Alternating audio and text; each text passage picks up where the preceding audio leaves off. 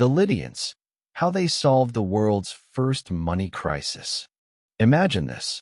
No cash in your pocket, no card, no bank, just a goat, and you need to trade it for bread.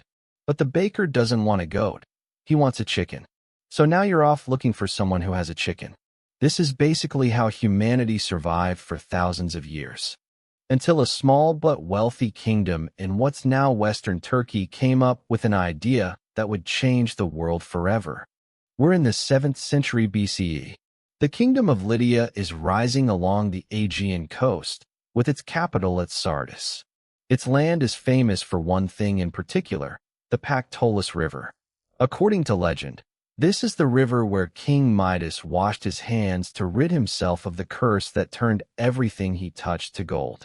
And as it happens, the riverbed really does contain a natural mixture of gold and silver, electrum. This is where the story gets interesting. The Lydians started collecting pieces of this electrum and stamping them with their own royal seal, creating what's considered the world's first standardized metal coinage. But it wasn't that simple.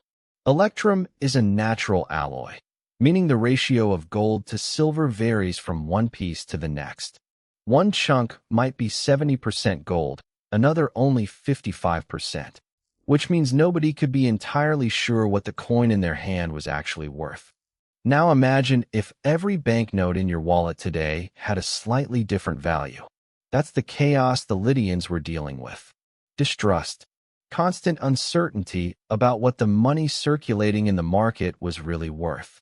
And uncertainty is the enemy of any economy, because people don't trust what they can't measure, and they avoid using what they don't trust. Enter King Alyattes.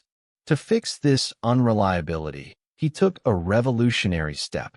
Instead of using raw electrum, he had gold and silver melted down and purified separately, producing coins of standard weight and standard purity. This is considered the first true state-backed currency system in history. Once a coin bore the king's stamp, its value was guaranteed. People no longer had to wonder, what is this actually worth? And right there, one of the foundational pillars of modern economics was laid: trust.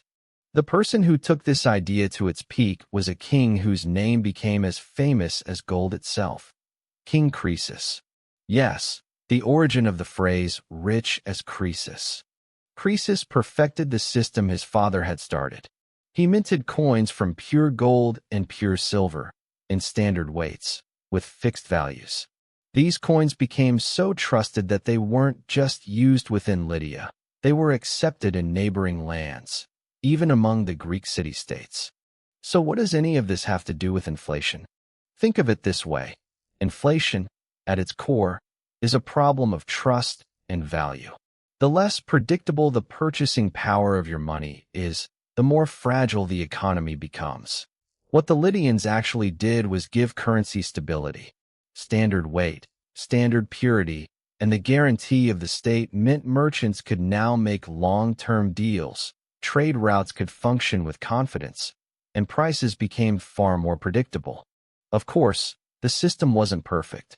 Over time, some rulers gave in to the temptation of debasing their coinage for short-term gain, cutting the amount of precious metal in each coin. This was the earliest seed of a mistake that would repeat itself countless times throughout history, from the Roman Empire to medieval Europe. A ruler tries to fill the treasury by minting more coins, only to quietly erode the value of every coin already in people's pockets. So the core of what we call inflation today is, in many ways, hidden in this very first trust problem the Lydians were trying to solve. Thanks to this monetary stability, Lydia grew extraordinarily wealthy. Sardis became one of the most important trade hubs of the era. Sitting along the royal road connecting east and west, caravans, merchants, ideas, and of course, gold, all flowed through this land. But history keeps teaching us the same lesson. The greater the power, the harder the fall. Croesus's wealth became so legendary that he came to see it as invincibility. When the rising power of the Persian Empire under Cyrus threatened him, he's said to have consulted the oracles. The answer he received was famously vague. If you go to war, a great empire will fall. Croesus took this as a promise of his own victory. The empire that fell was his own. In 546 BCE, Lydia was defeated by the Persian Empire, and Croesus's legendary treasury fell into Persian hands. But here's the interesting part. The Persians didn't discard the coinage system the Lydians had built. They adopted it, refined it, and spread it across their own vast empire. From there, the idea spread to Greece, to Rome, and eventually to the entire world. So every coin, every banknote in your pocket today is, in a sense, the legacy of a question a small Anatolian kingdom faced by a riverbank thousands of years ago. How can we trust the value of something? The Lydians didn't solve inflation the way we understand central bank policy today, of course. But for the first time in human history, they created a currency with standardized, guaranteed, predictable value, laying the very foundation of economic stability. And maybe the real question is this: are we still wrestling with the same problem today?